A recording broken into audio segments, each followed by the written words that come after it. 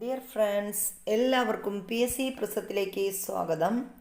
ഇന്ന് നമ്മൾ 10ാം ക്ലാസ്സിലെ SCERT ജോഗ്രഫിയിൽ നിന്നുള്ള പണവും സമ്പദ് വ്യവസ്ഥയും എന്ന 5ാമത്തെ ചാപ്റ്ററിൻ്റെ 2ാമത്തെ പാർട്ടാണ് ചെയ്യാൻ പോകുന്നത്. അപ്പോൾ നമ്മുടെ ചാനൽ ആദ്യമായിട്ട് കാണുന്ന ആരെങ്കിലും ഉണ്ടെങ്കിൽ സബ്സ്ക്രൈബ് ചെയ്ത് കാണുക. അതുപോലെ തന്നെ തൊട്ടടുത്തുള്ള ബെൽ ബട്ടൺ കൂടി എനേബിൾ ചെയ്താൽ നമ്മൾ ഇടുന്ന വീഡിയോസ് നോട്ടിഫിക്കേഷനായിട്ട് അപ്പോൾ തന്നെ നിങ്ങൾക്ക് ലഭിക്കുന്നതായിരിക്കും. അതുപോലെ തന്നെ നമ്മുടെ ക്ലാസ്സുകൾ ഇഷ്ടപ്പെട്ടാൽ ലൈക്ക് ചെയ്യാൻ മറക്കരുത്. അതുപോലെ നിങ്ങളുടെ കമൻറ്റുകൾ കമൻറ്റ് ബോക്സിൽ ഇടുക. അപ്പോൾ ഇന്ന് നമ്മൾ 10ാം ക്ലാസ്സിലെ ന്യൂ സിലബസ് പ്രകാരമുള്ള പണവും സമ്പദ് വ്യവസ്ഥയും എന്ന ചാപ്റ്ററാണ് പഠിക്കുന്നത്. അതിൻ്റെ 2ാമത്തെ പാർട്ടാണ്. ഇനി നമ്മൾ പഠിക്കാൻ പോകുന്നത് ബാങ്ക് ഇതര ധനകാര്യ സ്ഥാപനങ്ങൾ എന്ന് പറയുന്ന ആ ഒരു ഭാഗമാണ് നമ്മൾ ഇനി പഠിക്കാനുള്ളത്. സമ്പദ് വ്യവസ്ഥയിലെ വ്യക്തികൾ, സംഘടനകൾ, വ്യാപാര സ്ഥാപനങ്ങൾ എന്നിങ്ങനെയുള്ളവർക്കെല്ലാം പണമിടപാടുമായി ബന്ധപ്പെട്ട സേവനങ്ങൾ നൽകുന്ന സ്ഥാപനങ്ങളാണ് ബാങ്കുകളും ബാങ്കിതര ധനകാര്യ സ്ഥാപനങ്ങളും. അപ്പോൾ ബാങ്കുകളിലും ധനകാര്യ സ്ഥാപനങ്ങളിലൊക്കെ പോയിട്ടുള്ളവർക്ക് അവിടുത്തെ കാര്യങ്ങളൊക്കെ അറിയാം. അപ്പോൾ നമ്മളെപ്പോലുള്ള വ്യക്തികൾ, സംഘടനകൾ, വ്യാപാര സ്ഥാപനങ്ങൾ എന്നിവർക്കെല്ലാം എന്താണ് ഇടപാടുമായി ബന്ധപ്പെട്ട സ്ഥാപനങ്ങളാണ് ഈ പറഞ്ഞ സ്ഥാപനങ്ങൾ. ബാങ്കുകളെ പൊതുവെ വാണിജ്യ ബാങ്കുകൾ, സഹകരണ ബാങ്കുകൾ എന്നിങ്ങനെ 2 ഗണത്തിൽപ്പെടുത്താം. വാണിജ്യ ബാങ്കുകളുടെ പ്രവർത്തനം നിയന്ത്രിക്കുന്നത് ഓഹരി ഉടമകളാണെങ്കിൽ സഹകരണ ബാങ്കുകളുടെ ഉടമസ്ഥാവകാശം നിക്ഷിപ്തമായിരിക്കുന്നത് സഹകരണ സംഘങ്ങളിലെ അംഗങ്ങൾക്കാണ്. കേരള ബാങ്ക് സഹകരണ ബാങ്കിന് ഉദാഹരണമാണ്. അപ്പോൾ സഹകരണ ബാങ്കിന് ഉദാഹരണം താഴെ തന്നിരിക്കുന്നവയിൽ ഏതൊക്കെയാണ് എന്ന് ചോദിക്കാം. അപ്പോൾ അതിന് ഉദാഹരണം പറഞ്ഞിരിക്കുന്നു. ഇവിടെ പാഠപുസ്തകത്തിൽ പറഞ്ഞിരിക്കുന്നത് കേരള ബാങ്ക് സഹകരണ ബാങ്കിന് ഉദാഹരണമാണ്. ഇനി നമ്മൾ അടുത്ത് പറയുന്നത് വാണിജ്യ ബാങ്കുകളെ കുറിച്ചാണ്. ബാങ്കിങ് സേവനങ്ങൾ നൽകാൻ RBIയുടെ അനുമതിയുള്ളതും 1934 RBI ആക്ട് 2ാം പട്ടികയിൽ ഉൾപ്പെട്ടിട്ടുള്ളവയുമായ ബാങ്കുകളാണ് വാണിജ്യ ബാങ്കുകൾ എന്ന് പറയുന്നത്. അപ്പോൾ ആ വാണിജ്യ ബാങ്കുകൾ എന്ന് പറയുമ്പോൾ എന്താണ് പ്രത്യേകത? ബാങ്കിങ് സേവനങ്ങൾ നൽകാൻ RBIയുടെ അനുമതിയുള്ളവയാണ് വാണിജ്യ ബാങ്കുകൾ. ഇത് 1934 RBI ആക്ട് 2ാം പട്ടികയിൽ ഉൾപ്പെട്ടിട്ടുള്ളവയുമായ ബാങ്കുകളാണ് വാണിജ്യ ബാങ്കുകൾ. പൊതുമേഖലാ ബാങ്കുകൾ, സ്വകാര്യ മേഖലാ ബാങ്കുകൾ, സ്മോൾ ഫിനാൻസ് ബാങ്കുകൾ, പേയ്മെൻറ്റ് ബാങ്കുകൾ, സ്പെഷ്യലൈസ്ഡ് ബാങ്കുകൾ, റീജിയണൽ റൂറൽ ബാങ്കുകൾ, വിദേശ ബാങ്ക് എന്നിവയെല്ലാം വാണിജ്യ ബാങ്കുകൾക്ക് ഉദാഹരണമാണ്. അപ്പോൾ വാണിജ്യ ബാങ്കുകൾക്ക് ഉദാഹരണമാണ് നമ്മൾ താഴെ പറഞ്ഞത്. ഏതൊക്കെ വരും? പൊതുമേഖലാ ബാങ്ക് വരും, സ്വകാര്യ മേഖലാ ബാങ്ക് വരും, സ്മോൾ ഫിനാൻസ് ബാങ്കുകൾ വരും, പേയ്മെൻറ്റ് ബാങ്ക് ഉണ്ട്, specialised bank, regional rural bank, വിദേശ ബാങ്ക്, ഇവയെല്ലാം വാണിജ്യ ബാങ്കുകൾക്ക് ഉദാഹരണമാണ്. ഇനി നമ്മൾ ഇവിടെ തന്നിട്ടുണ്ട് ഏതൊക്കെയാണ്? നബാർഡ്, സെബി, കാനറ ബാങ്ക്, ഇതൊക്കെ നമ്മുടെ ഈ ബാങ്ക് പോലെ പ്രവർത്തിക്കുന്നവയാണ്. വാണിജ്യ ബാങ്ക് ആ ഒരു രീതിയിൽ പ്രവർത്തിക്കുന്ന ബാങ്കുകളാണ്.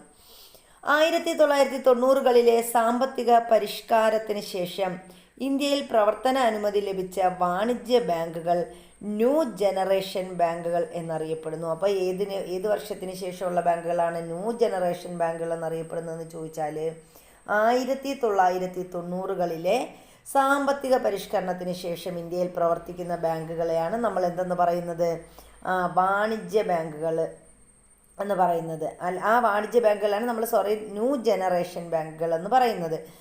ആക്സിസ് ബാങ്ക്, അതുപോലെ Mahendra bank, yes bank, index bank തുടങ്ങിയവയെല്ലാം ഈ ഒരു ന്യൂ ജനറേഷൻ ബാങ്കുകൾക്ക് ഉദാഹരണമാണ്. അപ്പം ന്യൂ ജനറേഷൻ ബാങ്കുകളിൽ ഉൾപ്പെടുന്നത് ചോദിച്ചാൽ ആക്സിസ് ബാങ്ക് ഉണ്ട്, മഹേന്ദ്ര ബാങ്ക് ഉണ്ട്, യെസ് ബാങ്ക് ഉണ്ട്, ഇൻഡെക്സ് ബാങ്ക്, ഇവയെല്ലാം ന്യൂ ജൻ ബാങ്കുകളാണ്. വാണിജ്യ ബാങ്കുകളുടെ ധർമ്മങ്ങളെക്കുറിച്ചാണ് ഇനി നമ്മൾ പറയുന്നത്. പൊതുജനങ്ങളിൽ നിന്ന് നിക്ഷേപങ്ങൾ സ്വീകരിക്കുക, വായ്പകൾ നൽകുക എന്നതാണ് വാണിജ്യ ബാങ്കുകളുടെ പ്രധാന ധർമ്മങ്ങൾ. അപ്പോൾ വാണിജ്യ ബാങ്കുകളുടെ പ്രധാന ധർമ്മങ്ങളാണ് എന്ത്? പ്രധാനമായിട്ടും പൊതുജനങ്ങളിൽ നിന്ന് നിക്ഷേപങ്ങൾ സ്വീകരിക്കുക, ആ പൊതുജനങ്ങൾക്ക് എന്ത് നൽകുക? വായ്പകൾ നൽകുക. ഇവയാണ് പ്രധാന ധർമ്മങ്ങൾ. സമ്പാദ്യങ്ങളുടെ സുരക്ഷിത ഇടമായി ബാങ്കുകൾ പ്രവർത്തിക്കുന്നു. അപ്പോൾ നമുക്കറിയാം, നമ്മുടെ ബാങ്കുകൾ നമ്മുടെ സമ്പാദ്യങ്ങൾ സുരക്ഷിതമായിട്ട് കൊണ്ട് എത്തിക്കാൻ പറ്റിയ ഒരേ ഒരു സ്ഥലം എവിടെയാണ്? ബാങ്കുകൾ തന്നെയാണ്. ബാങ്കുകളിൽ നിക്ഷേപിക്കുന്ന പണം വിവിധ ഇനം വായ്പകളാക്കി സംരംഭകർക്ക് ലഭ്യമാക്കാൻ ബാങ്കുകൾക്ക് കഴിയുന്നു. അപ്പോൾ നമ്മളിൽ ഒരാൾ കൊണ്ടുപോയി ഒരു കുറച്ച് പണം നിക്ഷേപിച്ചു കഴിഞ്ഞാൽ ആ പൈസ എന്ത് ചെയ്യുന്നു? ബാങ്കുകൾ മറ്റ് വായ്പയായിട്ട് മറ്റാളുകൾക്ക് നൽകുന്നു. ഇനി അടുത്ത മറ്റൊരു ധർമ്മമാണ് നിക്ഷേപങ്ങൾ സ്വീകരിക്കുക. അപ്പോൾ വായ്പ കൊടുക്കൽ മാത്രമല്ല, പിന്നെന്താണ്? നിക്ഷേപങ്ങൾ സ്വീകരിക്കുകയും ആരുടെ ജോലിയാണ്? നമ്മുടെ വാണിജ്യ ബാങ്കുകളുടെ ജോലിയാണ്. വാണിജ്യ ബാങ്കുകൾ പൊതുജനങ്ങൾക്കായി നൽകുന്ന വിവിധ തരം നിക്ഷേപ അക്കൗണ്ടുകളാണ് ഇനി നമ്മൾ പഠിക്കുന്നത്. അതിലൊന്നാമത്തേത് എന്താണ്? സമ്പാദ്യ നിക്ഷേപം അഥവാ സേവിങ് ഡെപ്പോസിറ്റ് എന്ന് നമ്മൾ പറയും. വ്യക്തികളിൽ സമ്പാദ്യശീലം വളർത്തുന്നതിനും ആവശ്യങ്ങൾക്കനുസരിച്ച് പണം പിൻവലിക്കുന്നതിനും കഴിയുന്ന രീതിയിലുള്ള നിക്ഷേപമാണ് സമ്പാദ്യ നിക്ഷേപം എന്ന് പറയുന്നത്. നിയന്ത്രണങ്ങൾക്ക് വിധേയമായി നിക്ഷേപകന് ഇത്തരം നിക്ഷേപങ്ങളിൽ നിന്നും പണം പിൻവലിക്കാൻ അവസരമുണ്ട്. ഒരു കാലയളവിൽ എത്ര പ്രാവശ്യം വേണമെങ്കിലും അയാൾക്ക് എന്ത് ചെയ്യാം? പണം പിൻവലിക്കാം എന്നതും പിൻവലിക്കാവുന്ന തുകയുടെ പരിധിയും ഓരോ ബാങ്കുകളിലും വ്യത്യസ്തമായിരിക്കും. അപ്പോൾ സാധാ സേവിങ്സ് ആണെങ്കിൽ, നിക്ഷേപമാണെങ്കിൽ നമുക്ക് എന്ത് ചെയ്യാം? എത്ര പണം വേണമെങ്കിലും പിൻവലിക്കാം. അത് പിൻവലിക്കുന്ന തുകയും അതിൻ്റെ പരിധിയും ഒക്കെ ഓരോ ബാങ്കുകളും നിശ്ചയിച്ചിട്ടുണ്ട്. സമ്പാദ്യ നിക്ഷേപങ്ങൾക്ക് കുറഞ്ഞ നിരക്കിലുള്ള പലിശ ബാങ്കുകൾ നൽകാറുണ്ട്. അപ്പോൾ സമ്പാദ്യ നിക്ഷേപങ്ങളുടെ പ്രത്യേകത, അവയ്ക്ക് കുറഞ്ഞ നിരക്കിൽ പലിശ ആരാ നൽകുന്നുണ്ട്? നമ്മുടെ ബാങ്കുകൾ നൽകുന്നുണ്ട്. അടുത്ത് നമ്മൾ പറയുന്നത് കറണ്ട് നിക്ഷേപം എന്നതാണ്. ബിസിനസ് ഇടപാടുകളെ ലക്ഷ്യം വെച്ചുള്ള അക്കൗണ്ടാണ് കറണ്ട് അക്കൗണ്ട് എന്ന് പറയുന്നത്. ഇത്തരം അക്കൗണ്ടുകളിൽ നിന്നും ഒരു ദിവസം നടത്താവുന്ന ഇടപാടുകൾക്ക് പരിധിയില്ല. അപ്പോൾ കറണ്ട് നിക്ഷേപത്തെക്കുറിച്ച് പറയുകയാണെങ്കിൽ നമ്മൾ ബിസിനസ് ഇടപാടുകൾക്ക് വേണ്ടി ഉള്ളതാണ് കറണ്ട് നിക്ഷേപം എന്ന് പറയുന്നത്. ഇത്തരം നിക്ഷേപങ്ങളിൽ അക്കൗണ്ടുകളിൽ എന്താണ്? ഒരു ദിവസം നടത്താവുന്ന ഇടപാടുകൾക്ക് പരിധിയിൽ എത്ര രൂപ വേണമെങ്കിലും എത്ര വേണമെങ്കിലും പിൻവലിക്കാം. ഈ അക്കൗണ്ടിലുള്ള പണത്തിന് ബാങ്കുകൾ പലിശ നൽകാറില്ല. അപ്പോൾ ഇതിനൊരു പ്രത്യേകത, കറണ്ട് നിക്ഷേപം എന്ന് പറഞ്ഞാൽ എന്താണ്? ഈ അക്കൗണ്ടിലുള്ള പണത്തിന് ബാങ്കുകൾ എന്ത് നൽകില്ല? പലിശ നൽകില്ല. ഈ അക്കൗണ്ടിൽ ഓവർ ഡ്രാഫ്റ്റ് സൗകര്യം നൽകുന്നു. അപ്പോൾ കറണ്ട് അക്കൗണ്ടിൻ്റെ പ്രത്യേകത എന്ന് പറഞ്ഞാൽ അതിനെന്തുണ്ട്? ഓവർ ഡ്രാഫ്റ്റ് സൗകര്യമുള്ള അക്കൗണ്ടാണ് കറണ്ട് അക്കൗണ്ട്. മുൻകൂട്ടി നിശ്ചയിച്ച ഒരു പരിധിക്കുള്ളിൽ നിന്നുകൊണ്ട് കറണ്ട് അക്കൗണ്ടിലുള്ള തുകയേക്കാൾ കൂടുതൽ തുക പിൻവലിക്കാൻ കഴിയുന്ന സംവിധാനമാണ് ഓവർ ഡ്രാഫ്റ്റ്. അപ്പോൾ കറണ്ട് അക്കൗണ്ട് ഉള്ള ഒരാൾക്ക് എന്ത് ചെയ്യാം? നമ്മുടെ അക്കൗണ്ടിൽ പൈസ ഇല്ലെങ്കിൽ കൂടി അദ്ദേഹത്തിന് നിശ്ചിത തുക ബാങ്കിൽ നിന്ന് പിൻവലിക്കാൻ സാധിക്കും. അടുത്ത് നമ്മൾ പറയുന്നതാണ് ടേം ഡെപ്പോസിറ്റ് അഥവാ സ്ഥിര നിക്ഷേപ അക്കൗണ്ട് എന്ന് പറയുന്നത്. പെട്ടെന്ന് തിരിച്ചെടുക്കേണ്ടതില്ലാത്ത പണം നിക്ഷേപിക്കുന്ന അക്കൗണ്ടാണ് ടേം ഡെപ്പോസിറ്റ് അഥവാ സ്ഥിര നിക്ഷേപ അക്കൗണ്ട് എന്ന് പറയുന്നത്. ഇത്തരം നിക്ഷേപങ്ങൾക്ക് ബാങ്കുകൾ സേവിങ് ബാങ്ക് അക്കൗണ്ടിലുള്ള പണത്തിന് നൽകുന്നതിനേക്കാൾ കൂടുതൽ പലിശ നൽകുന്നു. അപ്പോൾ ടൈം ഡെപ്പോസിറ്റ് അല്ലെങ്കിൽ സ്ഥിര നിക്ഷേപകർക്ക് നമുക്കറിയാം എന്താണ് അത് ഇത്തരം നിക്ഷേപങ്ങൾക്ക് എന്ത് കൂടുതലായിരിക്കും? പലിശ കൂടുതലായിരിക്കും. മുൻകൂട്ടി നിശ്ചയിക്കപ്പെട്ട കാലയളവിന് മുമ്പ് ഈ നിക്ഷേപങ്ങളിൽ നിന്നും പണം പിൻവലിക്കുകയാണെങ്കിൽ നിക്ഷേപകർക്ക് ലഭിക്കുന്ന പലിശ നിരക്ക് കുറയും. അപ്പോൾ ആ ഒരു നിശ്ചിത സമയം കഴിഞ്ഞാൽ മാത്രമേ കറക്റ്റ് ആ കാലയളവിലാണെങ്കിൽ മാത്രമേ ആ കറക്റ്റ് പൈസ കിട്ടത്തുള്ളൂ. അതല്ലാന്നുണ്ടെങ്കിൽ നിക്ഷേപകർക്ക് ലഭിക്കുന്ന പലിശ നിരക്ക് എങ്ങനെയായിരിക്കും? കുറവായിരിക്കും. നിക്ഷേപങ്ങളുടെ പലിശ മുതലിനൊപ്പമോ നിക്ഷേപകർ നിശ്ചയിക്കുന്ന വിവിധ കാലയളവുകളിലോ പിൻവലിക്കാവുന്നതാണ്. അപ്പോൾ നിക്ഷേപകരെ സംബന്ധിച്ചിടത്തോളം അവർക്ക് പലിശ മുതലിനൊപ്പം അല്ലെങ്കിൽ നിക്ഷേപകർക്ക് നിശ്ചയിക്കുന്ന വിവിധ കാലയളവുകളിലോ ഈ നിക്ഷേപങ്ങൾ എന്ത് ചെയ്യാൻ പറ്റും? പിൻവലിക്കാൻ സാധിക്കും. അടുത്ത് വരുന്നത് ആവർത്തിത നിക്ഷേപങ്ങളാണ്. ഒരു പ്രത്യേക കാലയളവിലേക്ക് ഒരു നിശ്ചിത തുക വീതം നിശ്ചിത ഇടവേളകളിൽ നിക്ഷേപിക്കാവുന്നതാണ് ആവർത്തിത നിക്ഷേപങ്ങൾ. അപ്പോൾ ആവർത്തിത നിക്ഷേപം എന്ന് പറഞ്ഞാൽ ഒരു പ്രത്യേക കാലയളവിൽ എന്ത് ചെയ്യാം? ഒരു നിശ്ചിത തുക വീതം നിശ്ചിത ഇടവേളകളിൽ നിക്ഷേപിക്കുന്നതാണ് ആവർത്തിത നിക്ഷേപങ്ങൾ.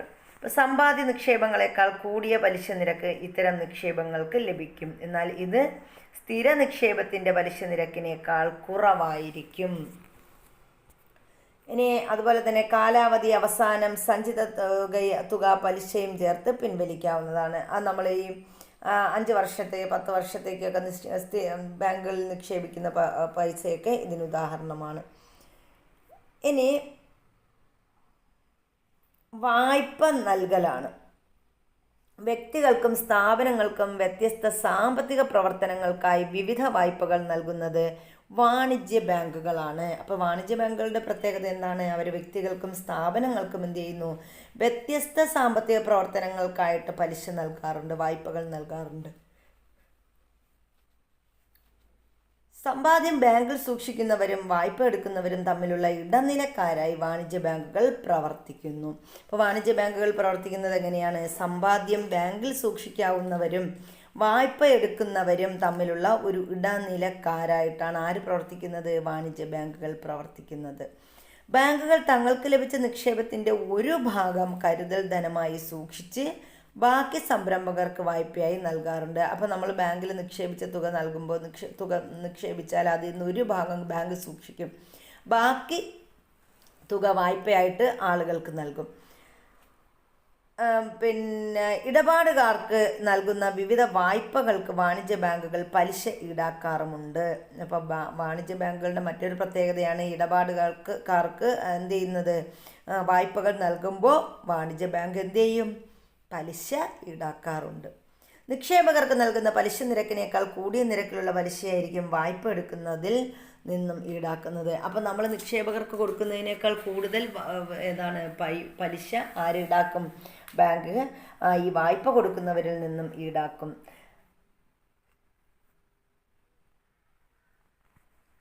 നിക്ഷേപകർക്ക് നൽകുന്ന പലിശയും വായ്പ എടുക്കുന്നവരിൽ നിന്നും ഈടാക്കുന്ന പലിശയും തമ്മിലുള്ള വ്യത്യാസമാണ് ബാങ്കുകളുടെ വരുമാനം എന്ന് പറയുന്നത്. അപ്പോൾ ബാങ്കുകളുടെ വരുമാനം എന്ന് പറഞ്ഞാൽ ഈ നിക്ഷേപകർക്ക് നൽകുന്ന പലിശയും വായ്പ എടുക്കുന്നവരിൽ നിന്നും ഈടാക്കുന്ന ആ ഒരു പലിശയും തമ്മിലുള്ള വ്യത്യാസമാണ് നമ്മുടെ ബാങ്കുകളുടെ വരുമാനം എന്ന് പറയുന്നത്. ഇത് സ്പ്രെഡ് എന്ന് അറിയപ്പെടുന്നു. അപ്പോൾ ബാങ്കുകളിൽ നമുക്ക് നിന്ന് ലഭിക്കുന്ന ഈ ഒരു വരുമാനം, ഈ ഒരു പലിശ, ആ ഒരു ബാങ്കുകളുടെ വരുമാനത്തിന് പറയുന്ന പേരാണ് സ്പ്രെഡ്. അപ്പോൾ എന്താണ് സ്പ്രെഡ് എന്ന് ചോദിച്ചാൽ നമ്മൾ പറയാം, നിക്ഷേപകർക്ക് നൽകുന്ന പലിശയും വായ്പ എടുക്കുന്നവരിൽ നിന്ന് ഈടാക്കുന്ന പലിശയും തമ്മിലുള്ള വ്യത്യാസമാണ് ബാങ്കുകളുടെ വരുമാനം. ഈ ഒരു വരുമാനത്തിന് പറയുന്ന പേരാണ് സ്പ്രെഡ്. ഇനി ബാങ്കുകൾ വിവിധ ഈടുകൾ സ്വീകരിച്ചാണ് വായ്പകൾ നൽകുന്നത്. സ്വർണം, സ്ഥലത്തിൻ്റെ രേഖകൾ, ശമ്പള സർട്ടിഫിക്കറ്റ് മുതലായവ ബാങ്കുകൾ ഈടായി സ്വീകരിക്കാറുണ്ട്. അപ്പോൾ ബാങ്കുകൾ എങ്ങനെയാണ് പലിശ നൽകുന്നത്? ബാങ്കുകൾക്ക് ഒന്നുമില്ല, നമ്മൾ സ്വർണം കൊണ്ടുപോയിക്കണം, അല്ലെങ്കിൽ പ്രമാണം, അങ്ങനെ എന്തെങ്കിലുമൊക്കെ വെച്ചാൽ മാത്രമേ എന്ത് കിട്ടത്തുള്ളൂ? ബാങ്കിൽ നിന്ന് വായ്പകൾ ലഭിക്കാറുള്ളൂ. ഇനി നമ്മൾ പറയുന്നത് ഇവിടെ ഒരു ബോക്സ് തന്നായിരുന്നു, ബോക്സിൽ നോക്കട്ടെ, അതുകൂടി കഴിഞ്ഞിട്ട് പോകാം. അപ്പോൾ ഇവിടെ ഒരു ബോക്സിൽ പറഞ്ഞിരിക്കുന്നത് എന്താണ്? അനുവും മനുവും 9ാം ക്ലാസ്സിലെ വിദ്യാർത്ഥികളാണ്. അനുവിന് സംസ്ഥാനതല പ്രസംഗ മത്സരത്തിൽ സമ്മാനമായി 25,000 രൂപ ലഭിച്ചു. മനുവിന് 9ാം ക്ലാസ് മുതൽ 12ാം ക്ലാസ് വരെ നാഷണൽ മെറിറ്റ് കം മെയിൻ സ്കോളർഷിപ്പായി ഓരോ വർഷവും 12,000 രൂപ ലഭിക്കുന്നുണ്ട്. രണ്ടുപേരും ഈ പണം ഉന്നത വിദ്യാഭ്യാസ ആവശ്യത്തിന് വേണ്ടി ബാങ്കിൽ ഡെപ്പോസിറ്റ് ചെയ്യാൻ ആഗ്രഹിക്കുന്നു. അനുവിനും മനുവിനും ഏത് തരം ബാങ്ക് അക്കൗണ്ടുകളിൽ പണം ഡെപ്പോസിറ്റ് ചെയ്യാൻ ആയിരിക്കും നിങ്ങൾ ഉദ്ദേശിക്കുന്നത്? അപ്പോൾ നിങ്ങൾ നിർദ്ദേശിക്കുന്നതെന്ന് ചോദിച്ചാൽ നമുക്കറിയാം എന്താണ്? സ്ഥിര നിക്ഷേപം. ഇപ്പോൾ ഇത്ര വർഷങ്ങൾ വരെ ഉള്ള ഒരു ഫിക്സഡ് ഡെപ്പോസിറ്റ് ആയിരിക്കും നല്ലത്.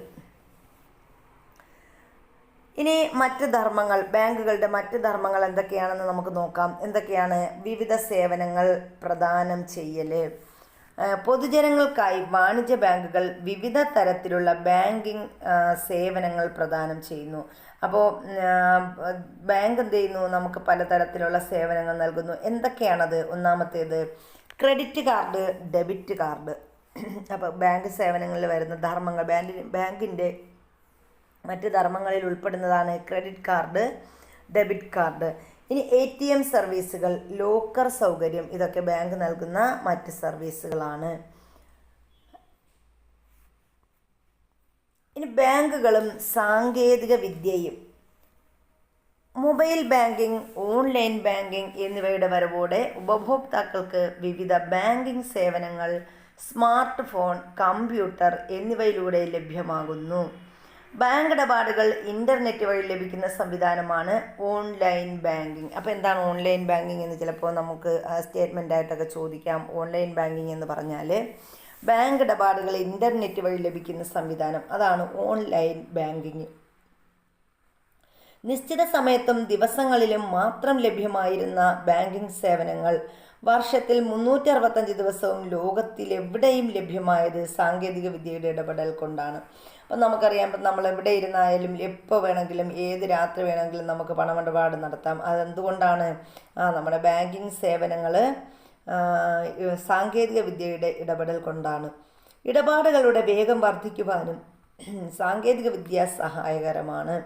സാങ്കേതിക സൗകര്യങ്ങളുടെ ഫലമായി ബാങ്കിംഗ് മേഖലയിലുണ്ടായ ചില പണമിടപാട് സംവിധാനങ്ങളാണ് അടുത്ത് നമ്മൾ പറയുന്നത്. എന്തൊക്കെയാണെന്ന് നോക്കാം. National electronic fund transfer system അഥവാ NEFT. എന്താണ് national electronic fund transfer system എന്ന് നോക്കാം. അക്കൗണ്ട് ഉടമകൾ തമ്മിലുള്ള ബാങ്ക് ഇടപാടുകൾ എളുപ്പത്തിലും വേഗത്തിലുമാക്കാൻ റിസർവ് ബാങ്ക് ഓഫ് ഇന്ത്യ കൊണ്ടുവന്ന സംവിധാനമാണ് ഈ national electronic fund transfer system എന്ന് പറയുന്നത്. അപ്പോൾ അക്കൗണ്ട് ഉടമകൾ തമ്മിലുള്ള ബാങ്ക് ഇടപാടുകൾ എളുപ്പത്തിലും വേഗത്തിലുമാക്കാൻ റിസർവ് ബാങ്ക് ഓഫ് ഇന്ത്യ കൊണ്ടുവന്ന സംവിധാനമാണിത്. Indian financial system code IFC, Indian financial system code ഉപയോഗപ്പെടുത്തിയാണ് ഫണ്ടുകൾ കൈമാറ്റം ചെയ്യുന്നത്. രണ്ടാമത്തേതാണ് റിയൽ ടൈം ഗ്രോസ് സെറ്റിൽമെൻറ്റ് എന്ന് പറയുന്നത്, RTGS അഥവാ real time gross settlement. Account ഉടമകൾ തമ്മിലുള്ള വലിയ തുകകൾ കൈമാറ്റം ചെയ്യാൻ RBI കൊണ്ടുവന്ന സംവിധാനമാണ് RTGS അഥവാ റിയൽ ടൈം ഗ്രോസ് സെറ്റിൽമെൻറ്റ് എന്ന് പറയുന്നത്.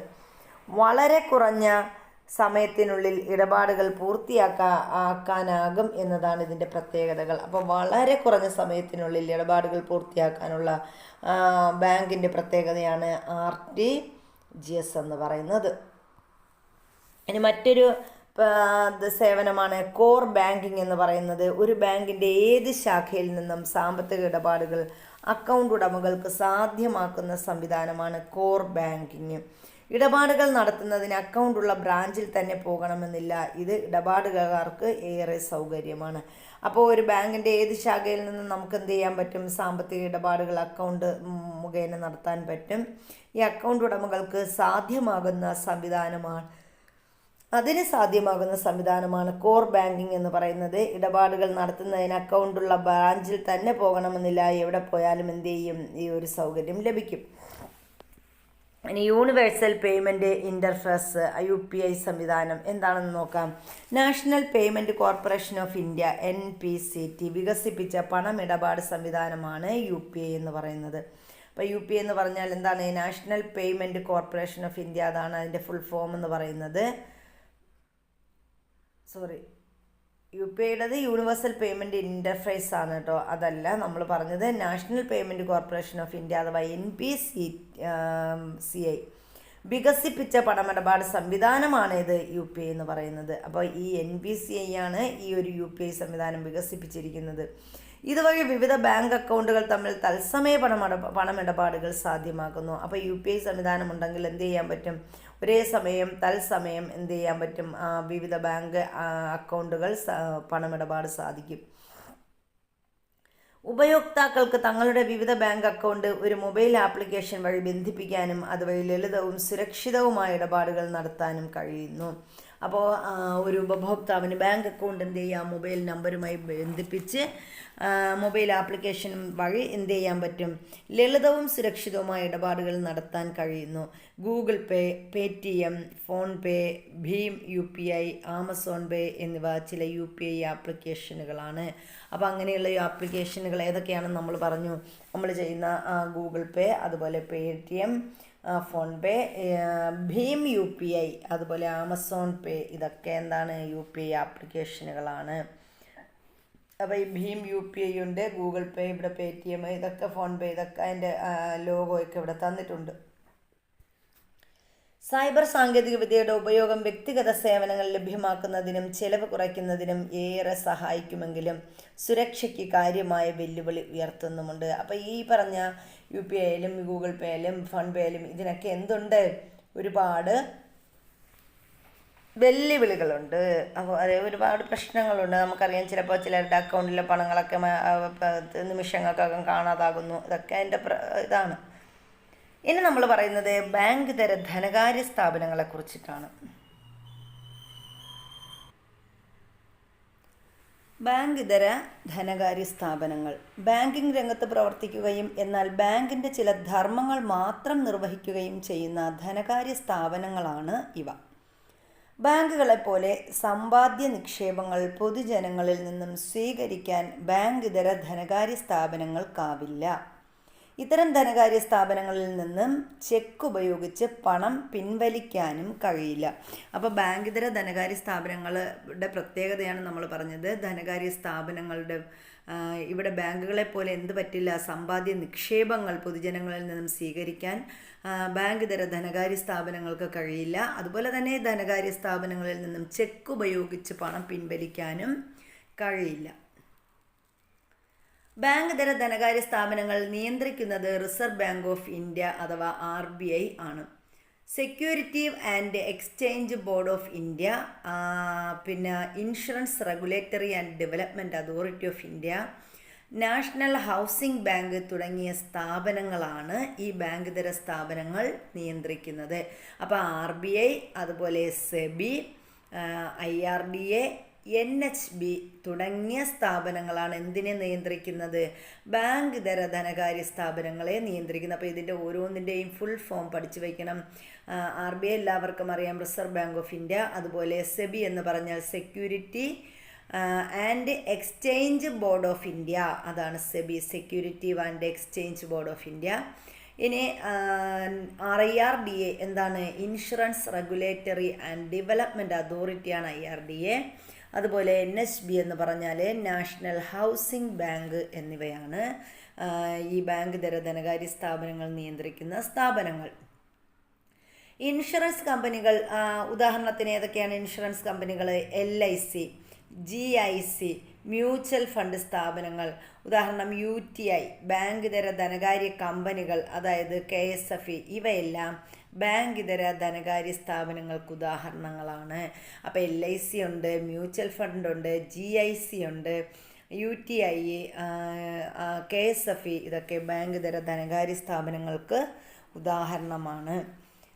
ഇനി നമ്മൾ ഇവിടെ ഒരു ബോക്സ് തന്നിട്ടുണ്ടാകുമെന്ന് പറഞ്ഞു പോകാം. KSFE കുറിച്ചാണ് പറഞ്ഞിരിക്കുന്നത്. എന്തൊക്കെയാണ്? കേരളത്തിലുള്ള ബാങ്ക് ഇതര ധനകാര്യ കമ്പനിയാണ് KSFE. കേരളത്തിലെ ജനങ്ങൾക്ക് സാമ്പത്തിക സേവനം നൽകാനായി 1969 സ്ഥാപിതമായി. അപ്പോൾ KSFE സ്ഥാപിതമായതെന്നാണ് 1969 KSFE സ്ഥാപിതമായത്. എന്താ ലക്ഷ്യം? കേരളത്തിലെ ജനങ്ങൾക്ക് സാമ്പത്തിക സേവനം നൽകുക. സ്വർണ്ണപ്പണയം, വ്യക്തിഗത വായ്പ, ബിസിനസ് വായ്പ, വാഹന വായ്പ, ഭവന വായ്പ, മൈക്രോ ഫിനാൻസ്, ചിട്ടികൾ തുടങ്ങിയ വിവിധ സേവനങ്ങൾ KSFE ശാഖകളിലൂടെ നൽകി വരുന്നു. അതുപോലെ വിവിധ ശാഖകളുടെ ശൃംഖല വഴിയും ഇടപാടുകാരുടെ ശക്തമായ പിന്തുണ കൊണ്ടും കേരളത്തിൽ KSFEയുടെ സാന്നിധ്യം ശക്തമാണ്. അപ്പോൾ കേരളത്തിലെ നമ്പർ 1 ധനകാര്യ സ്ഥാപനങ്ങളിൽ ഒന്നാണ്, ബാങ്ക് ഇതര ധനകാര്യ സ്ഥാപനങ്ങളിൽ ഒന്നാണ് KSFE എന്ന് പറയുന്നത്. 1969 ഇത് നിലവിൽ വന്നത് എന്ന് നമ്മൾ പറഞ്ഞു. ഇനി ഇന്ത്യയിലെ വായ്പാ സ്രോതസ്സുകളെ കുറിച്ചാണ് പറയുന്നത്. പുതിയ സംരംഭങ്ങൾ തുടങ്ങുന്നതിനും നിലവിലുള്ള സംരംഭങ്ങൾ വികസിപ്പിക്കുന്നതിനും സ്ഥാപനങ്ങൾക്ക് പുതിയ സാങ്കേതിക വിദ്യകൾ ഉപയോഗപ്പെടുത്തുന്നതിനും സംരംഭകർക്ക് പണം ആവശ്യമാണ്. ഇതിൽ നല്ലൊരു ശതമാനവും ബാങ്ക് ഇതര ധനകാര്യ സ്ഥാപനങ്ങളിൽ നിന്നാണ് ലഭിക്കുന്നത്. വികസന പ്രവർത്തനങ്ങൾക്ക് പണം ലഭ്യമാക്കാനുള്ള പ്രധാന സ്രോതസ്സായി വായ്പയെ കണക്കാക്കാം. അപ്പോൾ വായ്പകൾ എന്താണ് നമ്മൾ പറഞ്ഞത്? ഇന്ത്യയിലെ വായ്പാ സ്രോതസ്സുകളെ കുറിച്ചാണ് പറയുന്നത്. ഇന്ത്യയിലെ വായ്പാ സ്രോതസ്സുകളെ ഔപചാരിക വായ്പാ സ്രോതസ്സുകൾ, അനൗപചാരിക വായ്പാ സ്രോതസ്സുകൾ എന്നിങ്ങനെ രണ്ടായിട്ട് നമ്മൾ തരംതിരിക്കുന്നു. സംഘടിതവും സ്ഥാപനവൽക്കരിക്കപ്പെട്ടതും നിയന്ത്രിതവുമായ സംവിധാനമാണ് ഔപചാരിക വായ്പാ സ്രോതസ്സുകൾ. അപ്പോൾ ഔപചാരിക വായ്പാ സ്രോതസ്സുകൾ എന്ന് പറഞ്ഞാൽ അതെങ്ങനെയാണ്?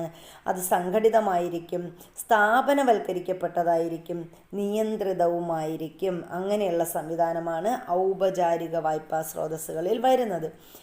ഇനി അനൗപചാരിക വായ്പാ സ്രോതസ് എന്ന് പറഞ്ഞാൽ അത് സംഘടിതമല്ലാത്തതും സ്ഥാപനവൽക്കരിക്കപ്പെടാത്തതുമായ സംവിധാനങ്ങളാണ് അനൗപചാരിക വായ്പാ സ്രോതസ്സുകൾ എന്ന് പറയുന്നത്. ഇവ രണ്ടിൻ്റെയും പരസ്പര സഹവർത്തിത്വവും പ്രവർത്തന വിജയവും സമ്പദ് വ്യവസ്ഥയുടെ വളർച്ചയ്ക്ക് ആവശ്യമാണ്. അപ്പം നമ്മൾ പറഞ്ഞ വായ്പാ സ്രോതസ്സുകൾ ഇവിടെ അതിനെ രണ്ടായിട്ട് തരംതിരിച്ച് പറഞ്ഞിട്ടുണ്ട്. വായ്പാ സ്രോതസ്സുകൾ, ഔപചാരിക വായ്പാ സ്രോതസ്സുകൾ, അനൗപചാരിക വായ്പാ സ്രോതസ്സുകൾ. ഔപചാരിക വായ്പാ സ്രോതസ്സുകൾക്ക് ഉദാഹരണം ചോദിച്ചാൽ നമുക്ക് ഏതൊക്കെ പറയാം? ബാങ്കുകൾ, ബാങ്ക് തര ധനകാര്യ സ്ഥാപനങ്ങൾ, സ്വാശ്രയ സംഘങ്ങൾ, മൈക്രോ ഫിനാൻസ് സ്ഥാപനങ്ങൾ. ഇതൊക്കെ ഔപചാരിക വായ്പാ സ്രോതസ്സുകളാണ്. അപ്പോൾ ഏതൊക്കെയാണ്? ബാങ്കുകൾ, ബാങ്ക് തര ധനകാര്യ സ്ഥാപനങ്ങൾ, സ്വാശ്രയ സംഘങ്ങൾ, മൈക്രോ ഫിനാൻസ് സ്ഥാപനങ്ങൾ. ഇനി അനൗപചാരിക വായ്പാ സ്രോതസ്സുകളിൽ ആരൊക്കെയാണ് വരുന്നത്?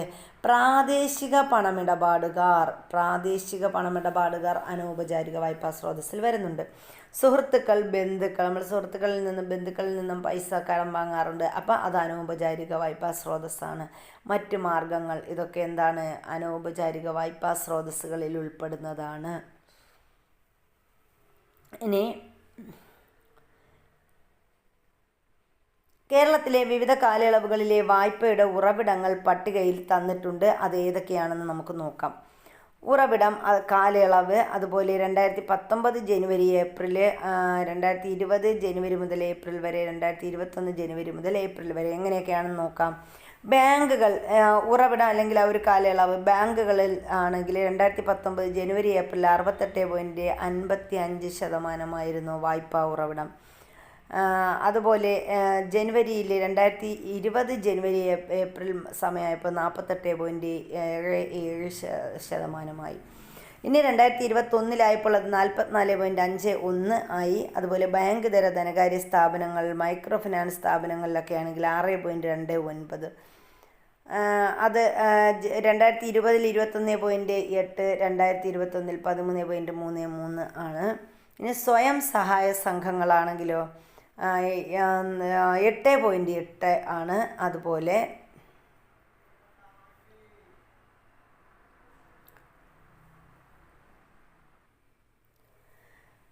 2020 17.43, 2021 41.53 സ്വയം സഹായ സംഘങ്ങളിലെ ഒരു വായ്പ എന്ന് പറയുന്നത്.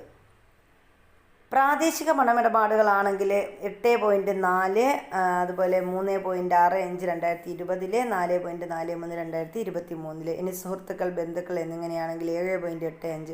അപ്പോൾ ഇതിൽ നമ്മൾ നോക്കുമ്പോൾ ഏറ്റവും കൂടുതൽ വായ്പയുടെ ഉറവിടം എന്ന് പറയുന്നത് എന്ത് തന്നെയാണ്? ബാങ്കുകൾ, ബാങ്ക് തര ധനകാര്യ സ്ഥാപനങ്ങൾ. ശരിക്കും പറഞ്ഞാൽ ഏറ്റവും കൂടുതലുള്ളത് ബാങ്കുകളാണ്. ബാങ്കുകൾ കഴിഞ്ഞിട്ട് 68.55, അത് കഴിഞ്ഞിട്ടാണ് ബാങ്ക് തര ധനകാര്യ സ്ഥാപനങ്ങൾ, മൈക്രോ ഫിനാൻസ് സ്ഥാപനങ്ങളുമൊക്കെ വരുന്നത്. അപ്പോൾ 2019-2021 കാലയളവിൽ ബാങ്കുകളിൽ നിന്നുള്ള വായ്പാ വിഹിതം കുറയാനും സ്വയം സഹായം സംഘങ്ങളിൽ നിന്നുള്ള വായ്പാ വിഹിതം വർദ്ധിക്കാനുമുള്ള കാരണം കണ്ടെത്തുക. കൊറോണ കാലഘട്ടമൊക്കെ ആയപ്പോഴേക്കും ആളുകൾക്ക് എന്ത് ചെയ്തു? തൊഴിൽ നഷ്ടപ്പെട്ടു. അങ്ങനെയൊക്കെ കുറേ പ്രശ്നങ്ങളുണ്ടായി. അതൊക്കെ ഇതിൽ നമുക്ക് പറയാം. കേരളത്തിലെ വായ്പാ സംവിധാനത്തിൽ പ്രാദേശിക പണമിടപാടുകാരുടെ സ്വാധീനം ചർച്ച ചെയ്യുക. ഇനി നമ്മൾ പറയുന്നത് വായ്പാ നിക്ഷേപ അനുപാതത്തെക്കുറിച്ചാണ്, അഥവാ ക്രെഡിറ്റ് ഡെപ്പോസിറ്റ് റേഷ്യോ. ബാങ്കുകൾ തങ്ങൾക്ക് ലഭിച്ച നിക്ഷേപത്തിൻ്റെ എത്ര ഭാഗം വായ്പയായി നൽകിയെന്ന് സൂചിപ്പിക്കുന്നതാണ് വായ്പാ നിക്ഷേപ അനുപാതം. അപ്പോൾ വായ്പാ നിക്ഷേപ അനുപാതം എന്ന് പറഞ്ഞാൽ എന്താണ്? അല്ലെങ്കിൽ ക്യാഷ് ഡെപ്പോസിറ്റ് റേഷ്യോ എന്ന് പറഞ്ഞാൽ ബാങ്കുകൾ, CDR എന്ന് നമ്മൾ പറയും, ബാങ്കുകൾ തങ്ങൾക്ക് ലഭിച്ച നിക്ഷേപത്തിൻ്റെ എത്ര ഭാഗം വായ്പയായി നൽകി. അപ്പോൾ ഒരാൾ ഇത്ര നിക്ഷേപിച്ചു, അതിലെത്ര വായ്പയായി നൽകിയിട്ടുണ്ട്, അതിനെയാണ് വായ്പാ നിക്ഷേപ അനുപാതം എന്ന് പറയുന്നത്. ഇതിന് മേൽനോട്ടം വഹിക്കുന്നത് RBI ആണ്. അപ്പോൾ ഈ വായ്പാ നിക്ഷേപ മേൽനോട്ടം അല്ലെങ്കിൽ CDRന് നേതൃത്വം നൽകുന്നത് ആരാണ്? RBI ആണ്. ഉയർന്ന വായ്പാ നിക്ഷേപ അനുപാതം സൂചിപ്പിക്കുന്നത് ബാങ്കുകൾ തങ്ങൾക്ക് ലഭിച്ച നിക്ഷേപത്തിൻ്റെ വലിയൊരു ഭാഗം വായ്പയായി നൽകി എന്നതാണ്. അപ്പോൾ ഉയർന്ന നിക്ഷേപമാണെങ്കിൽ, വായ്പാ നിക്ഷേപ അനുപാതമാണെങ്കിൽ അവിടെ എന്ത് സൂചിപ്പിക്കും? ബാങ്കുകൾ എന്താ പറയുന്നത്? ബാങ്കുകൾ തങ്ങൾക്ക് കിട്ടിയ വായ്പയുടെ വലിയൊരു തുക എന്തായിട്ട് നൽകി? വായ്പയായിട്ട് നൽകി. എന്നാൽ കുറഞ്ഞ വായ്പാ നിക്ഷേപ അനുപാതം സൂചിപ്പിക്കുന്നത് എന്താണ്? അപ്പോൾ കുറഞ്ഞ അളവിൽ മാത്രമേ വായ്പ നൽകിയിട്ടുള്ളൂ, അതാണ്. ഇനി നമ്മൾ പറയുന്നത് സംസ്ഥാനം, അതായത് വിവിധ സംസ്ഥാനങ്ങളിലെ പൊതുമേഖലാ ബാങ്കുകളിലെ വായ്പാ നിക്ഷേപ അനുപാതം നൽകിയിട്ടുണ്ട്. ഓരോ സംസ്ഥാനങ്ങളിലെ മാർച്ച് 2021, മാർച്ച് 22, അതുപോലെ മാർച്ച് 2023, ഇങ്ങനെ ഓരോ ഡേറ്റുകളും തന്നിട്ടുണ്ട്. ഇതിൽ ആന്ധ്രാപ്രദേശിലാണെങ്കിൽ അവർ വായ്പാ നിക്ഷേപ അനുപാതം എന്ന് പറയുന്നത് 136.20 മാർച്ചിലായപ്പോൾ 145.62 മാർച്ച് 2023 ആയപ്പോൾ 155.40. അതായത് ഓരോ കാലയളവിലും ആന്ധ്രാപ്രദേശിലെ വായ്പാ നിക്ഷേപത്തിൻ്റെ എണ്ണം കൂടിക്കൂടി വന്നു. ഇനി രണ്ടാമത് ആസാമാണ്. അടുത്ത ആസാമാണ് പറഞ്ഞിരിക്കുന്നത്. 37.69, 42, 47.27 അങ്ങനെ പറഞ്ഞിട്ടുണ്ട്. പിന്നെ തമിഴ്നാട് 103.05,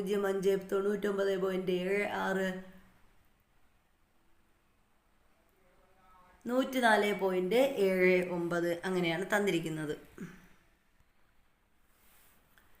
ഇനി കേരളം വരുമ്പോൾ 64.74, 65.85, 72.05. അപ്പോൾ കേരളത്തിലെ വായ്പ പൊതുമേഖലാ ബാങ്കുകളിലെ വായ്പാ നിക്ഷേപ നിരക്ക് മറ്റുള്ളവരെയൊക്കെ അപേക്ഷിച്ച് കുറച്ച് വ്യത്യാസപ്പെട്ടിരിക്കുന്നു. പഞ്ചാബിലാണെങ്കിൽ 44.56, 43.68, 41.92. ഇപ്പോൾ പഞ്ചാബിലാണെങ്കിൽ റേറ്റ് കുറഞ്ഞാണ് വരുന്നത്. ബാക്കി എല്ലാ സംസ്ഥാനങ്ങളിലും ഓരോ വർഷം കൂടുന്നതിനനുസരിച്ച് കൂടിക്കൂടി വരുന്നുണ്ട്. ചില സംസ്ഥാനങ്ങളിൽ വായ്പാ നിക്ഷേപ അനുപാതം കൂടുതലാകാനും മറ്റ് ചില സംസ്ഥാനങ്ങളിൽ വായ്പാ നിക്ഷേപ അനുപാതം കുറവായിട്ടിരിക്കാനുമുള്ള കാരണം കണ്ടെത്താൻ പറഞ്ഞിട്ടുണ്ട്. മാർച്ച് 2021 മുതൽ മാർച്ച് 2023 വരെയുള്ള വായ്പാ നിക്ഷേപ അനുപാതം വിലയിരുത്തുക എന്നും പറഞ്ഞിട്ടുണ്ട്.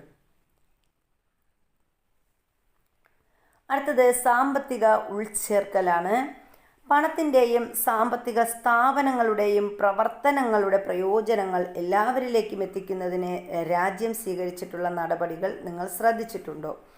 ബാങ്കിംഗ് സേവനങ്ങൾ സാധാരണക്കാർ, ഗ്രാമീണ മേഖലയിലെ ജനങ്ങൾ, അരികുവൽക്കരിക്കപ്പെട്ടവർ എന്നിവരിലേക്ക് എത്തിച്ചേരുമ്പോഴാണ് സാമ്പത്തിക ഉൾച്ചേർക്കൽ, എല്ലാവരെയും ഉൾക്കൊള്ളുന്ന സാമ്പത്തിക വളർച്ച എന്നിവ ത്വരിതപ്പെടുന്നത്. അപ്പോൾ സാമ്പത്തിക ഉൾച്ചേർക്കൽ എന്ന് പറഞ്ഞാൽ എന്താണ്? നമ്മൾ ബാങ്കിങ് സേവനങ്ങൾ സാധാരണക്കാരിലും അതുപോലെ ഗ്രാമീണ മേഖലയിലെ ജനങ്ങൾ, അരികുവൽക്കരിക്കപ്പെട്ടവർ എന്നിവരിലേക്ക് എത്തിച്ചേരുമ്പോഴാണ് നമുക്ക് എന്തെന്ന് പറയാൻ പറ്റുന്നത്? അവിടെ സാമ്പത്തിക ഉൾച്ചേർക്കൽ നടന്നു എന്ന് പറയാൻ പറ്റുന്നത്. എല്ലാവരെയും ഉൾക്കൊള്ളുന്ന സാമ്പത്തിക വളർച്ച എന്നിവ ത്വരിതപ്പെടുന്നത് ഈ ഒരു അവസരത്തിലാണ്. ഇതിനായി ഗവൺമെൻറ് സ്വീകരിച്ച നടപടികൾ എന്തൊക്കെയാണെന്നാണ് അടുത്ത് നമ്മൾ പറയുന്നത്. അതിന് വേണ്ടിയിട്ടുള്ള ഒരു ആശയമാണ് ബാങ്ക് ദേശസാൽക്കരണം എന്ന് പറയുന്നത്. ബാങ്ക് ദേശസാൽക്കരണം ബാങ്കുകളുടെ പ്രവർത്തനം രാജ്യത്തിൻ്റെ വിവിധ ഭാഗങ്ങളിലേക്കും കൂടുതൽ ജനങ്ങളിലേക്കും എത്തിക്കുന്നതിനായി 1969 14 ബാങ്കുകളും 1980 6 ബാങ്കുകളും ദേശസാൽക്കരിക്കപ്പെട്ടു. അപ്പോൾ 1969 14 ബാങ്കുകൾ ദേശസാൽക്കരിച്ചു. 1980 6 ബാങ്കുകൾ ദേശസാൽക്കരിച്ചു. ബാങ്ക് ദേശസാൽക്കരണത്തിൻ്റെ പ്രധാന ലക്ഷ്യങ്ങളാണ് അടുത്ത് നമ്മൾ പറയുന്നത്. എന്തൊക്കെയായിരുന്നു? ഗ്രാമീണ മേഖലയിലെ ബാങ്കിങ് സൗകര്യങ്ങൾ വികസിപ്പിക്കുക. അപ്പോൾ ഗ്രാമീണ മേഖലയിൽ എന്ത് ചെയ്യുക? ബാങ്കിങ് സൗകര്യങ്ങൾ വികസിപ്പിക്കുക എന്നത് ഈ ഒരു ബാങ്ക് ദേശസാൽക്കരണത്തിൻ്റെ മേന്മകളിലൊന്നാണ്. കർഷകർക്ക് കുറഞ്ഞ നിരക്കിൽ വായ്പ ലഭ്യമാക്കുക. അപ്പോൾ കുറഞ്ഞ നിരക്കിൽ കർഷകർക്ക് ലഭ്യമാക്കുക, വായ്പ ലഭ്യമാക്കുക. വായ്പയുടെ നീതിപൂർവമായ വിതരണം ഉറപ്പുവരുത്തുക. അപ്പോൾ വായ്പ നീതിപൂർവമായ രീതിയിൽ എല്ലാവർക്കും എന്ത് ചെയ്യുക? വിതരണം ചെയ്യുക. അതുപോലെ സാമ്പത്തിക ശക്തി ഏതാനും ജനങ്ങളിൽ കേന്ദ്രീകരിക്കുന്നത് തടയുക. അപ്പോൾ സാമ്പത്തിക ശക്തി ഏതാനും ജനങ്ങളിൽ കേന്ദ്രീകരിക്കുന്നത് തടയുക. ഇതൊക്കെയാണ് എന്തിൻ്റെ നമ്മുടെ ബാങ്ക് ദേശസാൽക്കരണത്തിൻ്റെ ലക്ഷ്യങ്ങൾ എന്ന് പറയുന്നത്.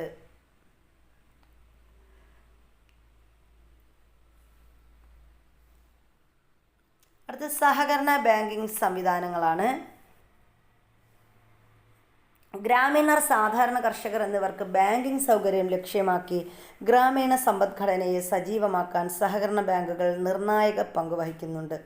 സഹകരണം, സ്വയം സഹായം, പരസ്പര സഹായം എന്നീ തത്വങ്ങളെ അടിസ്ഥാനമാക്കിയാണ് സഹകരണ ബാങ്കുകൾ പ്രവർത്തിക്കുന്നത്. അപ്പോൾ സഹകരണ ബാങ്കുകളുടെ പ്രവർത്തനം എങ്ങനെയാണ്? സഹകരണം, ആ പേരിൽ തന്നെയുണ്ട്. സ്വയം സഹായം, പരസ്പര സഹായം. ഇപ്പോൾ സഹകരണം, സ്വയം സഹായം, പരസ്പര സഹായം എന്നീ തത്വങ്ങളെ അടിസ്ഥാനമാക്കി പ്രവർത്തിക്കുന്ന ബാങ്കുകൾ ഏതാണ്? അത് സഹകരണ ബാങ്കുകളാണ്. അവിടെ ഗ്രാമീണർ, സാധാരണ കർഷകർ എന്നിവർക്ക് ബാങ്കിങ് സൗകര്യം ലക്ഷ്യമാക്കുന്ന ഗ്രാമീണ സമ്പദ്ഘടനയാണ് ഏത് ഈ സഹകരണ ബാങ്കുകൾ എന്ന് പറയുന്നത്. ഗ്രാമീണരിൽ സമ്പാദ്യശീലം വളർത്തുക, സ്വകാര്യ പണമിടപാടുകാരിൽ നിന്നും സാധാരണക്കാരെ രക്ഷിക്കുക, കർഷകർക്കും ചെറുകിട വ്യവസായികൾക്കും കുറഞ്ഞ ചെലവിൽ വായ്പകൾ നൽകുക, ഇവയെല്ലാം സഹകരണ ബാങ്കുകളുടെ ലക്ഷ്യങ്ങളാണ്. അപ്പോൾ സഹകരണ ബാങ്കുകളുടെ ലക്ഷ്യങ്ങളിൽ ഉൾപ്പെടുന്നത് എന്തൊക്കെ ചോദിക്കുകയാണെങ്കിൽ നമുക്ക് പറയാം. സ്വകാര്യ പണമിടപാടുകാരിൽ നിന്നും സാധാരണക്കാരെ രക്ഷിക്കുക, കർഷകർക്കും ചെറുകിട വ്യവസായങ്ങൾക്കും കുറഞ്ഞ ചെലവിൽ വായ്പ നൽകുക, ഇവയെല്ലാം ആരുടെ ജോലിയാ? സഹകരണ ബാങ്കുകളുടെ ലക്ഷ്യങ്ങളാണ്. ഇനി നമ്മൾ പറയുന്നതാണ് കേരള ബാങ്കിനെ കുറിച്ച്. കേരള ബാങ്കിൻ്റെ ചരിത്രം ആരംഭിക്കുന്നത് ശ്രീമൂലം തിരുനാൾ മഹാരാജാവിൻ്റെ 1914 തിരുവിതാംകൂർ സഹകരണ സംഘം നിയന്ത്രണങ്ങൾ നിയമത്തിലൂടെ 1915 തിരുവനന്തപുരം കേന്ദ്ര സഹകരണ ബാങ്കായി രജിസ്റ്റർ ചെയ്തത് മുതലാണ്. അപ്പോൾ ഈ ഒരു ബാങ്ക് 1914 എന്ത് ചെയ്തു? നമ്മുടെ ശ്രീമൂലം തിരുനാൾ മഹാരാജാവിൻ്റെ സമയത്ത് തിരുവിതാംകൂർ സഹകരണ സംഘം നിയമത്തിലൂടെ എന്ത് ചെയ്തു? 1915 തിരുവനന്തപുരം കേന്ദ്ര സഹകരണ ബാങ്കായി രജിസ്റ്റർ ചെയ്തു. 1916 ജനുവരി 18 ബാങ്കായി പ്രവർത്തിച്ചു തുടങ്ങി. അപ്പോൾ ഇതൊരു ബാങ്കായിട്ട് പ്രവർത്തിച്ചു തുടങ്ങി 1918 മുതലാണ്. അപ്പോൾ 1915 ഇത് തിരുവനന്തപുരം കേന്ദ്ര സഹകരണ ബാങ്കായിട്ട് രജിസ്റ്റർ ചെയ്തു. അത് കഴിഞ്ഞിട്ട് അത് പ്രവർത്തനം ആരംഭിച്ചത് 1916 ജനുവരി 18 ഒരു ബാങ്കായിട്ട് പ്രവർത്തിച്ചു തുടങ്ങി. 1966 ജൂലൈയിൽ റിസർവ് ബാങ്ക് ഓഫ് ആക്ട് 1934 ആക്റ്റാണ് ഈ റിസർവ് ബാങ്ക് ഓഫ് ആക്ട് എന്ന് പറയുന്നത്. അപ്പോൾ ഈ 1966 ജൂലൈയിലെ റിസർവ് ബാങ്ക് ഓഫ് ആക്ട് പ്രകാരം എന്ത് ചെയ്തു? 2019 കേരളത്തിലെ 13 ജില്ലാ സഹകരണ ബാങ്കുകൾ കേരള സംസ്ഥാന സഹകരണ ബാങ്കായി മാറുകയും കേരള ബാങ്ക് എന്ന പേരിൽ അറിയപ്പെടുകയും ചെയ്തു. അപ്പോൾ 1966 ജൂലൈയിൽ എന്ത് ചെയ്തു? ഇത് റിസർവ് ബാങ്ക് ഓഫ് ആക്റ്റിൽ ഉൾപ്പെട്ടു ഈ സഹകരണ ബാങ്കുകൾ. അതിനുശേഷം 2019 കേരളത്തിലെ 13 ജില്ലാ സഹകരണ ബാങ്കുകൾ എന്ത് ചെയ്തു? കേരള സംസ്ഥാന സഹകരണ ബാങ്കായി മാറുകയും ചെയ്തു. കേരള ബാങ്ക് എന്ന പേരിൽ അറിയപ്പെടുകയും ചെയ്തു. അതുപോലെ കേരള ബാങ്ക് 823 ശാഖകളുമായി കേരളത്തിലെ 14 ജില്ലകളിലും പ്രവർത്തിച്ചു വരുന്നു. അപ്പോൾ കേരള ബാങ്കിൻ്റെ ശാഖകളുടെ എണ്ണം എത്രയാണ്? 823 ശാഖകളാണ് കേരള ബാങ്കിന് ഇപ്പോൾ നിലവിലുള്ളത്. ഇനി നമ്മൾ പറയുന്നത് മികച്ച ബാങ്കിങ് സേവനങ്ങൾ, സാമ്പത്തിക ഉൾച്ചേർക്കൽ ഉറപ്പുവരുത്തൽ, സംസ്ഥാനത്തിൻ്റെ സാമ്പത്തിക വികസനം ത്വരിതപ്പെടുത്തൽ എന്നിവയാണ് കേരള ബാങ്കിൻ്റെ പ്രധാന ലക്ഷ്യങ്ങൾ. അപ്പോൾ കേരള ബാങ്കിൻ്റെ ലക്ഷ്യങ്ങളിൽ ഉൾപ്പെട്ടതും ഉൾപ്പെടാത്തതും ഒക്കെ ചോദിക്കാം. അപ്പോൾ നമുക്ക് പറയാം എന്താണ്? മികച്ച ബാങ്കിങ് സേവനങ്ങൾ, അതുപോലെ സാമ്പത്തിക ഉൾച്ചേർക്കൽ ഉറപ്പുവരുത്തൽ. ഇങ്ങനെ തന്നെ ചോദിക്കും, സാമ്പത്തിക ഉൾച്ചേർക്കൽ ഉറപ്പുവരുത്തൽ ഏത് ബാങ്കിൻ്റെ ലക്ഷ്യങ്ങളിൽപ്പെട്ടതാണ്? അതുപോലെ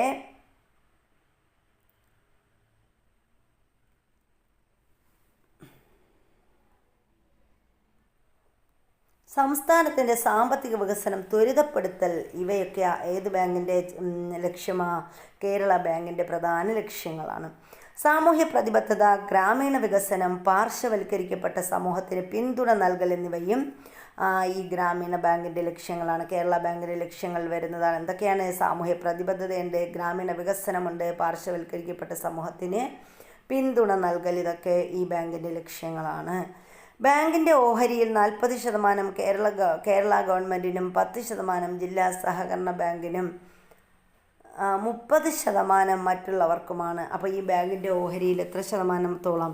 അതിൽ കേരള ഗവൺമെൻറ്റിന് 30% നൽകും.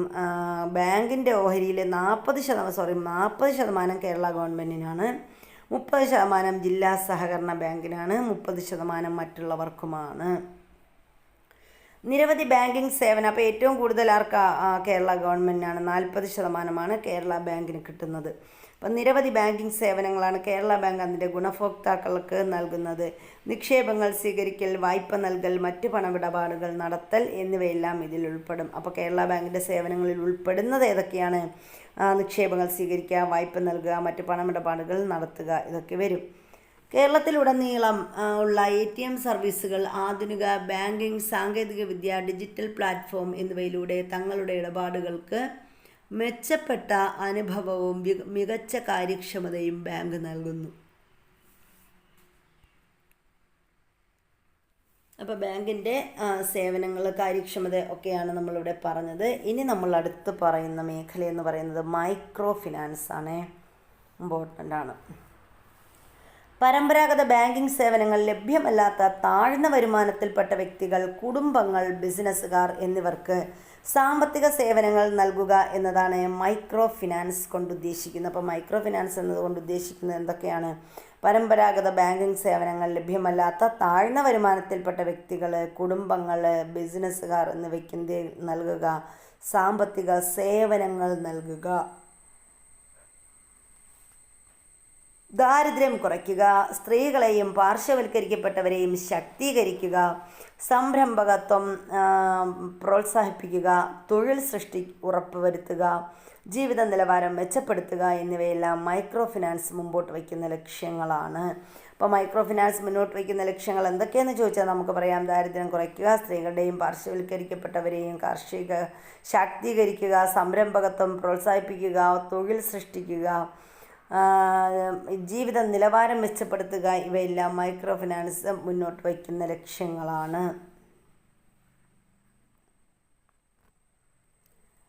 1983 ബംഗ്ലാദേശിൽ പ്രൊഫസർ മുഹമ്മദ് യൂനുസ് സ്ഥാപിച്ച ഗ്രാമീൺ ബാങ്ക് മൈക്രോ ഫിനാൻസിന് മികച്ച ഉദാഹരണമാണ്. അപ്പോൾ മൈക്രോ ഫിനാൻസിന് മികച്ച ഉദാഹരണങ്ങളിൽ ഉൾപ്പെടുന്നത് 1983 ബംഗ്ലാദേശിലെ പ്രൊഫസർ മുഹമ്മദ് യൂനുസ് സ്ഥാപിച്ച ഗ്രാമീൺ ബാങ്ക്. നമ്മുടെ കേരളത്തിലൊക്കെ ഉണ്ട് ഗ്രാമീൺ ബാങ്ക്. മൈക്രോ ഫിനാൻസിന് മികച്ച ഉദാഹരണമാണ്. കേരളത്തിൽ കുടുംബശ്രീ പ്രവർത്തിക്കുന്നത് മൈക്രോ ഫിനാൻസ് എന്ന ആശയത്തിലാണ്. അപ്പോൾ കേരളത്തിലെ കുടുംബശ്രീ പ്രവർത്തിക്കുന്നത് എന്തിൻ്റെ ആശയത്തിലാണ്? കേരള മൈക്രോ ഫിനാൻസിൽ എന്ന ആശയത്തിലൂടെയാണ് കേരളത്തിൽ കുടുംബശ്രീ പ്രവർത്തിക്കുന്നത്. ദാരിദ്ര്യ നിർമ്മാർജ്ജനത്തിനും സ്ത്രീ ശാക്തീകരണത്തിനുമായി കേരളത്തിൽ കുടുംബശ്രീ നടത്തിയ പ്രവർത്തനങ്ങൾ ലോക ശ്രദ്ധയാകർഷിച്ചിട്ടുണ്ട്. അയൽക്കൂട്ടം, സ്വയം സഹായ സംഘങ്ങൾ എന്നിവർ വഴി ലഘു നിക്ഷേപം സ്വീകരിച്ചും ആവശ്യാനുസരണം വായ്പകൾ നൽകിയും ഈ സംവിധാനങ്ങൾ പ്രവർത്തിക്കുന്നു. അടുത്തത് ജൻധൻ അക്കൗണ്ടാണ്. രാജ്യത്ത് ബാങ്ക് അക്കൗണ്ട് ഇല്ലാത്ത എല്ലാവർക്കും അക്കൗണ്ട് തുടങ്ങുന്നതിനുള്ള പദ്ധതിയാണ് പ്രധാനമന്ത്രി ജൻധൻ അക്കൗണ്ട്. രാജ്യത്തെ എല്ലാവരെയും ബാങ്കിങ് മേഖല സേവനങ്ങളുടെ പരിധിയിലേക്ക് കൊണ്ടുവരിക എന്നതാണ് ഇതിൻ്റെ ലക്ഷ്യം. അപ്പോൾ രാജ്യത്തെ എല്ലാവരെയും ബാങ്കിങ് സേവനങ്ങളുടെ പരിധിയിലേക്ക് കൊണ്ടുവരിക എന്ന ലക്ഷ്യത്തോടെ പ്രവർത്തിക്കുന്നതാണ് ജൻധൻ അക്കൗണ്ട് എന്ന് പറയുന്നത്. 0 മിനിമം ബാലൻസ് അക്കൗണ്ട് ഇതിൻ്റെ സവിശേഷതയാണ്. അപ്പോൾ ഈ ജൻധൻ അക്കൗണ്ടിൻ്റെ സവിശേഷതയാണ് 0 അല്ലെങ്കിൽ മിനിമം ബാലൻസ് എന്നത്. താഴ്ന്ന വരുമാനക്കാർക്ക് സാമ്പത്തിക സേവനങ്ങൾ ലഭ്യമാക്കുക, സാമ്പത്തിക സാക്ഷരത പ്രോത്സാഹിപ്പിക്കുക, ബാങ്കിങ് ശീലം വളർത്തുക എന്നിവയും ഇത് ലക്ഷ്യം വയ്ക്കുന്നുണ്ട്. അപ്പോൾ എന്തൊക്കെയാണ്? താഴ്ന്ന വരുമാനക്കാർക്ക് സാമ്പത്തിക സേവനം ലഭ്യമാക്കുക, സാമ്പത്തിക സാക്ഷരത പ്രോത്സാഹിപ്പിക്കുക, ബാങ്കിങ് ശീലം വളർത്തുക. ഇതൊക്കെ ജൻധൻ അക്കൗണ്ടിലൂടെ നടക്കുന്നു. അടുത്ത കാലത്തായി സാമ്പത്തിക ഇടപാടുകൾക്കായി ഡിജിറ്റൽ കറൻസി കൂടുതലായി ഉപയോഗിച്ചു വരുന്നു. അപ്പോൾ നമ്മൾ ഈ അടുത്ത കാലത്തായിട്ട് സാമ്പത്തിക ഇടപാടുകൾക്കായിട്ട് എന്ത് ചെയ്യുന്നു? നമ്മുടെ ഡിജിറ്റൽ കറൻസി കൂടുതലായിട്ട് ഉപയോഗിച്ചു വരുന്നു. ഭൗതിക കറൻസികൾ കുറച്ചുകൊണ്ട് ഡിജിറ്റൽ കറൻസികളുടെ ഉപയോഗം വർദ്ധിപ്പിച്ച് പണരഹിത സമ്പദ് വ്യവസ്ഥയിലേക്ക് നീങ്ങുന്നതിനായി ആധാർ അധിഷ്ഠിത പേയ്മെൻറ്റ് സംവിധാനം E valent, national finance switch എന്നിവയും ഗവൺമെൻറ് പ്രോത്സാഹിപ്പിക്കുന്നുണ്ട്. അപ്പോൾ നമ്മുടെ ക്യാഷ്ലെസ് എക്കണോമി അതുമായി ബന്ധപ്പെട്ടതാണ് ആധാർ അധിഷ്ഠിത പേയ്മെൻറ്റ് സംവിധാനം. അതുപോലെ e wallet, national finance switch എന്നിവയൊക്കെ ഗവൺമെൻറ് പ്രോത്സാഹിപ്പിക്കുന്ന കറൻസി രഹിത അതായത് ഡിജിറ്റൽ കറൻസിയാണ്. ഇനി നമ്മൾ പറയുന്നത് ഇവിടെ ഇ വാലറ്റ്, അതിൻ്റെ ലോഗോ തന്നിട്ടുണ്ട്. അതുപോലെ NFS, നാഷണൽ ഫിനാൻഷ്യൽ സ്വിച്ച്, ഇതൊക്കെ ഇവിടെ തന്നിട്ടുണ്ട്.